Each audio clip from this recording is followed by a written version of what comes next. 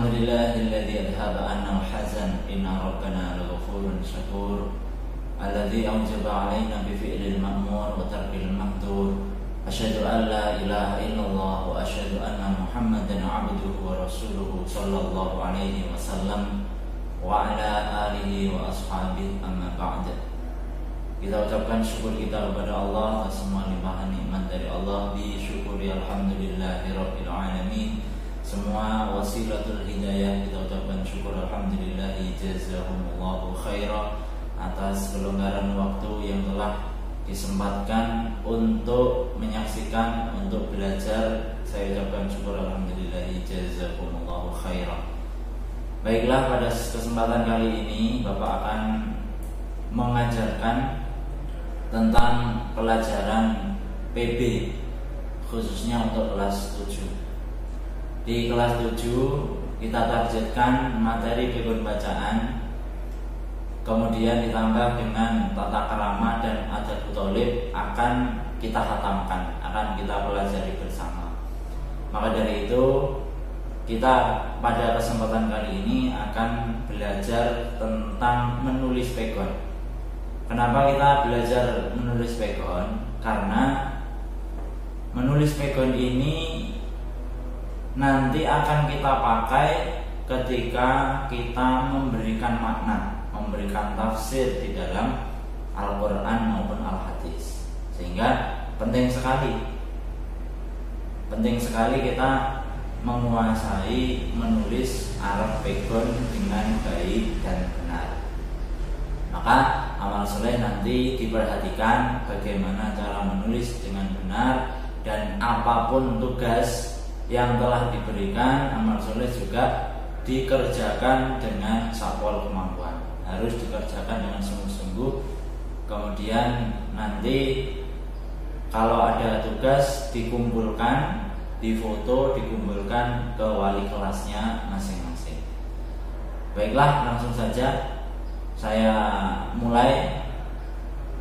Nanti amal soleh untuk diperhatikan.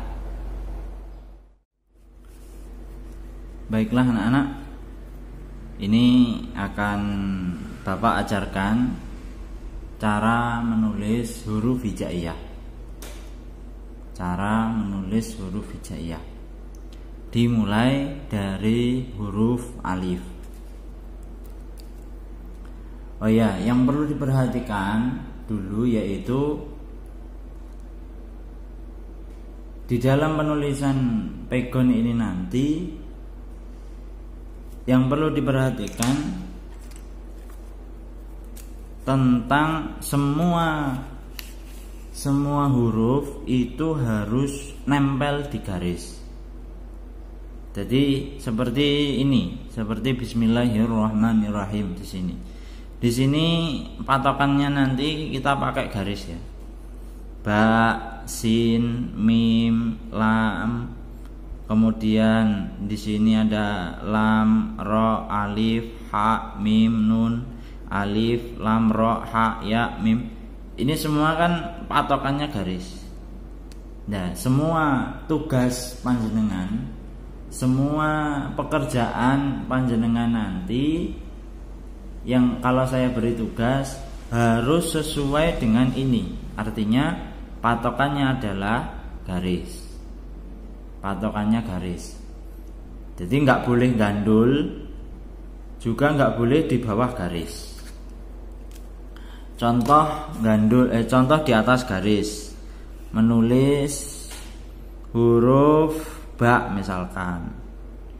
Menulis huruf ba seharusnya seperti ini, tapi menulisnya di atas garis. Nah, ini nanti saya salahkan.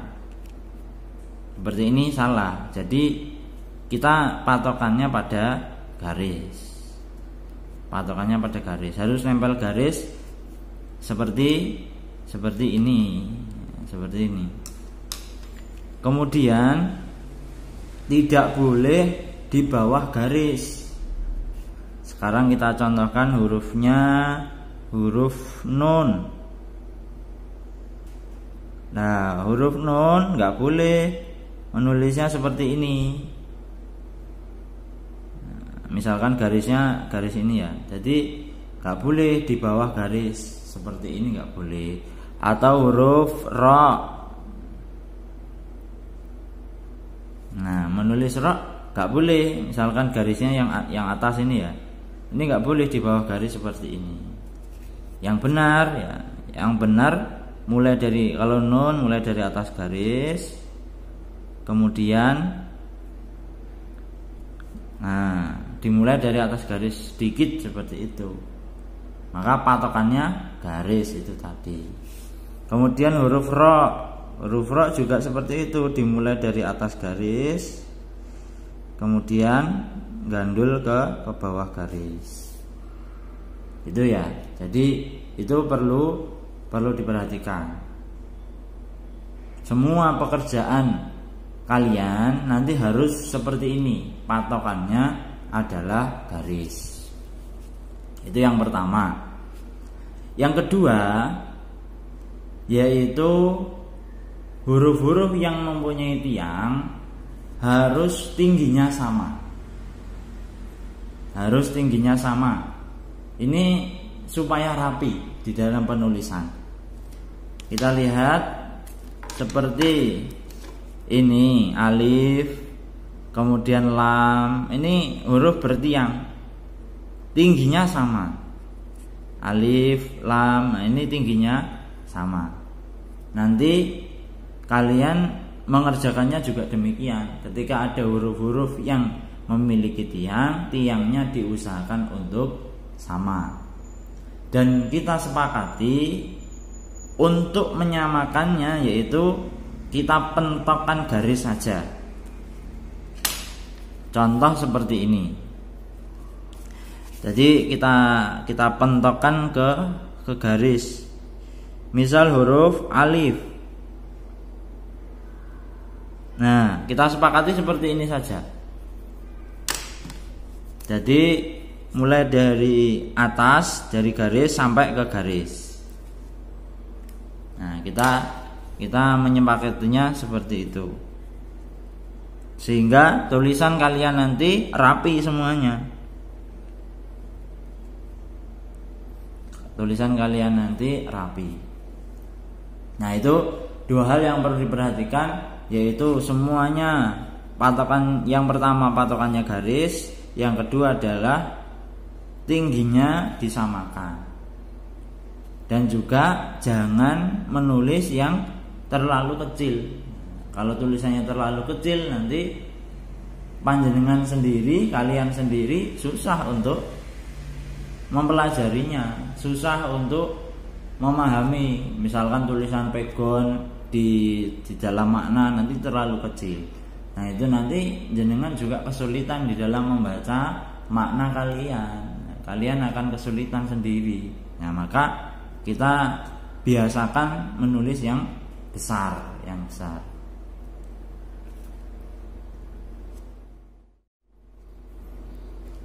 Sekarang kita mulai dari huruf alif dulu. Ingat ya, berarti kita sepakati tadi mulai dari garis atas ke garis bawah supaya tulisannya rapi.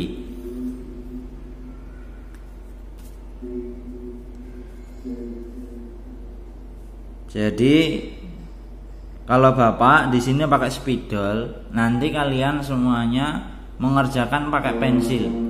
Harus pakai pensil. Jadi tarikannya dari atas ke bawah. Jadi huruf alif cukup dengan satu tarikan garis, yaitu dari atas ke bawah. Nah, ini alurnya seperti ini.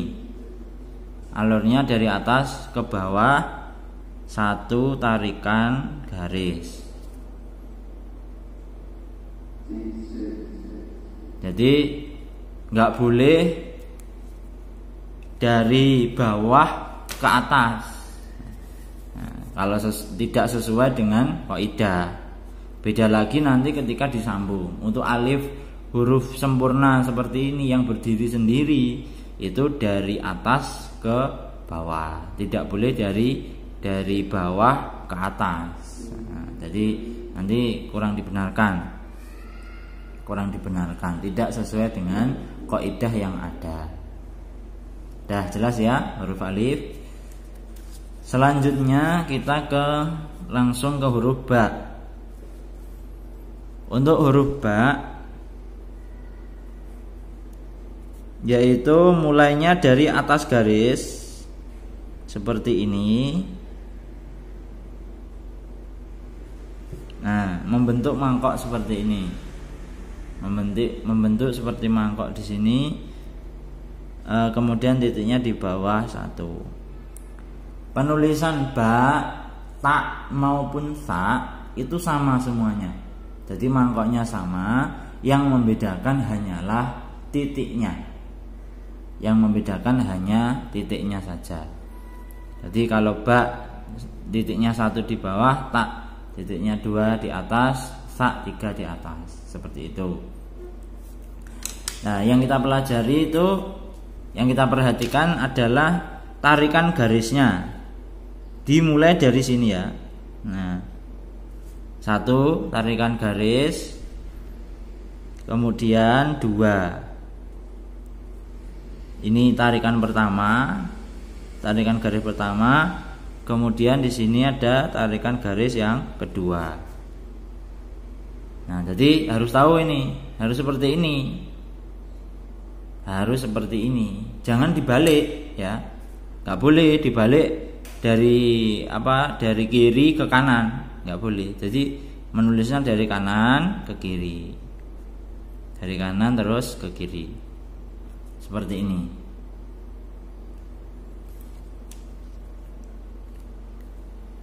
Untuk ba seperti itu, ba, kemudian ta, sa itu sama semuanya, sama. Untuk huruf atau mangkoknya ini, seperti mangkoknya ini sama, yang membedakan hanya titiknya saja.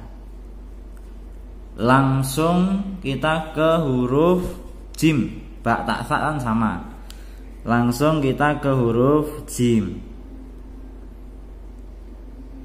Jim itu dimulai dari sini, sedikit di tengah garis. Nah, jadi sedikit di tengah garis. Ingat ya, garisnya seperti itu. Kemudian di sini mulai sedikit di tengah dan membentuk ekornya jim.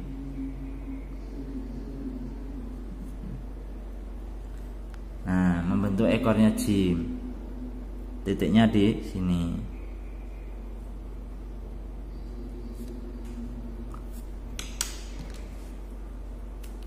Jadi alur penulisannya yaitu ini, 2 tarikan garis. Tarikan pertama dari sini ke sini.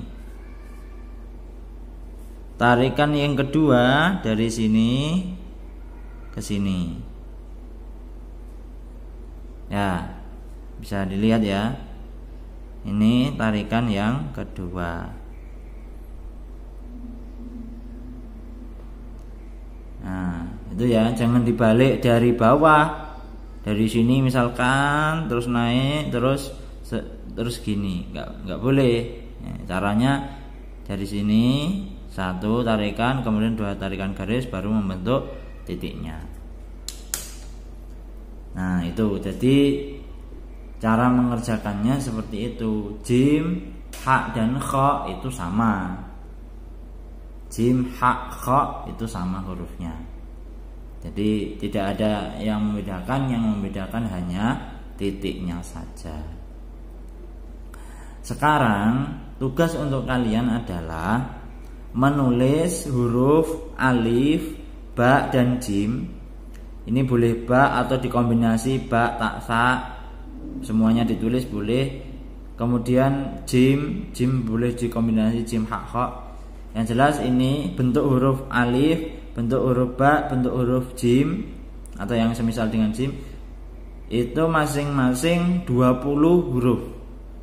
Tugasnya alif 20 huruf, ba atau ta atau tha 20 huruf, kemudian jim atau ha atau kha 20 huruf. Ya, itu tugasnya ya. Nanti sesuai dengan jadwal yang ada, itu nanti kalau sudah selesai, nah sesuai jadwal yang ada harus selesai dan kemudian difoto dikirimkan ke wali kelasnya masing-masing.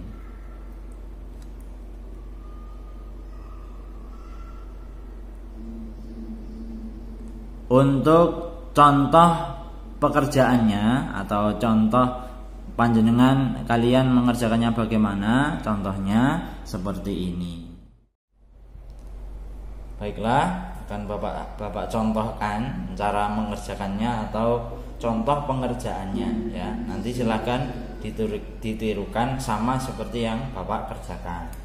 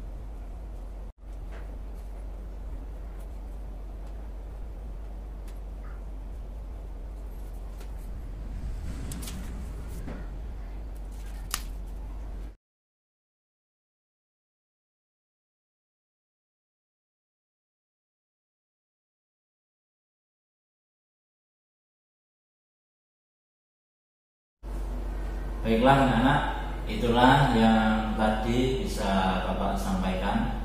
Silahkan untuk dikerjakan. Nanti hasil dari pekerjaan kalian foto, kemudian dikirimkan ke wali kelasnya masing-masing ya, sesuai dengan jadwal yang telah ditentukan. Sesuai dengan jadwal yang telah ditentukan itu batas maksimal panjenengan mengerjakan tugas dari saya tadi. Kalau sudah selesai, nanti silakan untuk dikumpulkan ke wali kelasnya masing-masing untuk nanti diteruskan kepada para guru PPG. Demikian, alhamdulillah jazakumullahu khairan. Wassalamualaikum warahmatullahi wabarakatuh.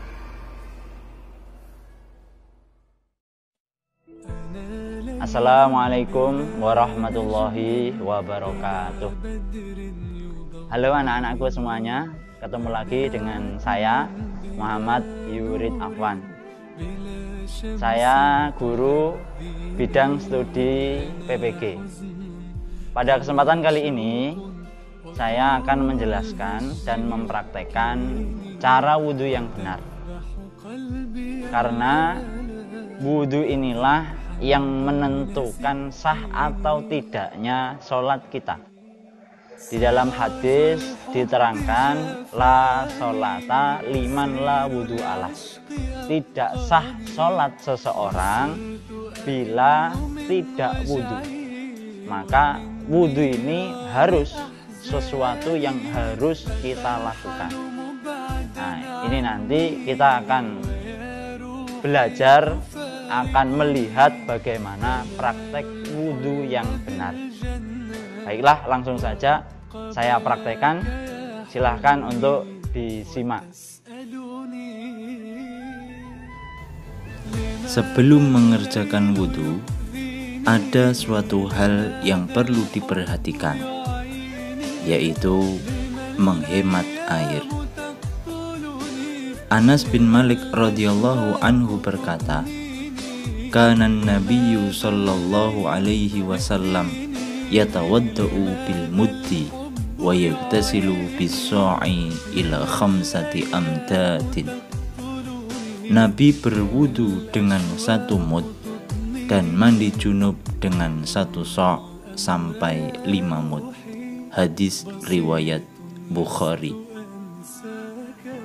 Penjelasan: yang dimaksud 1 sa' di sini adalah sa' yang biasa digunakan untuk menakar zakat. 1 sa' sama dengan 4 mud. Ini menunjukkan bahwa Nabi menghemat air ketika wudu. Cara yang pertama yaitu membasuh kedua telapak tangan.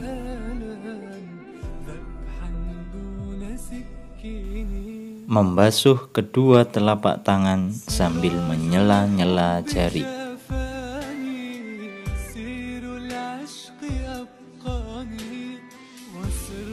Yang kedua, berkumur sambil menghisap air ke hidung. Mengambil air dengan kedua telapak tangan, lalu berkumur dan menghisap air ke hidung, kemudian dibuang ke arah kiri.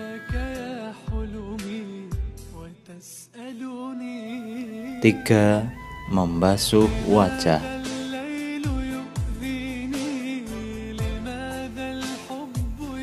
Mengambil air dengan kedua telapak tangan, lalu digunakan untuk membasuh ke seluruh bagian wajah.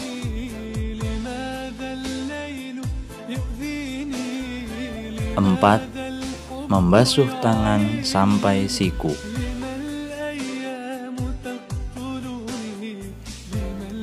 Membasuh kedua tangan sampai siku dengan keadaan siku ditekuk.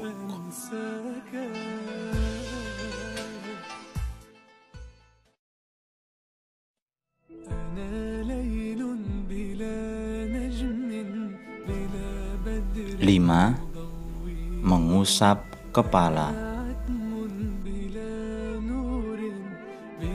Membasahi tangan dengan air, lalu diusapkan ke kepala sampai tengkuk, lalu mengusap telinga. 5. Membasuh kaki sampai kedua mata kaki. Membasuh kedua kaki sambil menyela-nyela jari-jari kaki.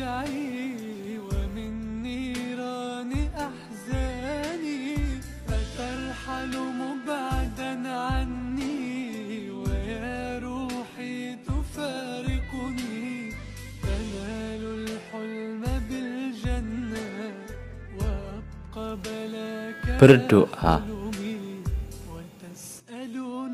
Asyhadu an la ilaha illallah wa asyhadu anna Muhammadan abduhu wa rasuluh.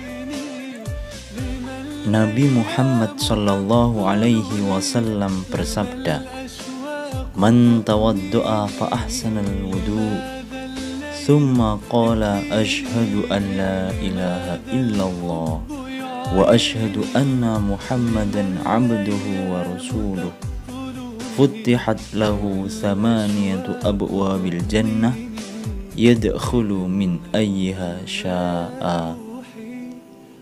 Barang siapa yang berwudu dan memperbaiki wudunya, kemudian berdoa asyhadu an la ilaha illallah wa asyhadu anna Muhammadan abduhu wa rasuluh, maka akan dibukakan 8 pintu surga. Dia masuk dari pintu manapun yang ia kehendaki. Hadis riwayat An-Nasa'i.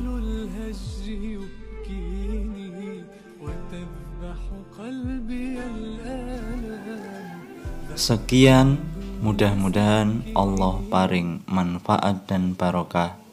Alhamdulillahi jazakumullah.